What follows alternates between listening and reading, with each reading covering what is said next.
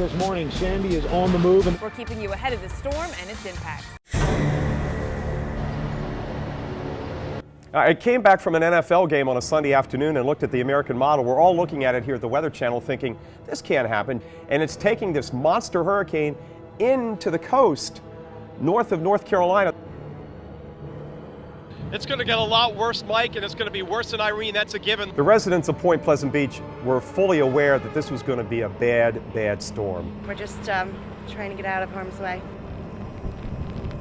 We started before sunrise on Monday morning on that dune at Point Pleasant Beach, and it was already windy, the surf was already up, and it was already eating away at that protective dune. This dune was about 25 to 30 yards wide, and it had the sea oats and the old fences, and that's what went up and down the coast here on the Jersey Shore. Once we get full daylight, you'll get a sense of how angry this Atlantic is. We've got a while to go. We're watching the core and the satellite loop coming in at us. We knew at some point we were going to have to pull back from the beach and the dune. And there was a lot of concern, how much higher is the water going to get? Some of the waves now coming over into this dune. This is a fairly wide dune. That's a good thing. We shut down after those shots around 9 o'clock, and we went upstairs to the restaurant. Again, there's no power anywhere. And we look out, and you can see the Atlantic just coming across that block.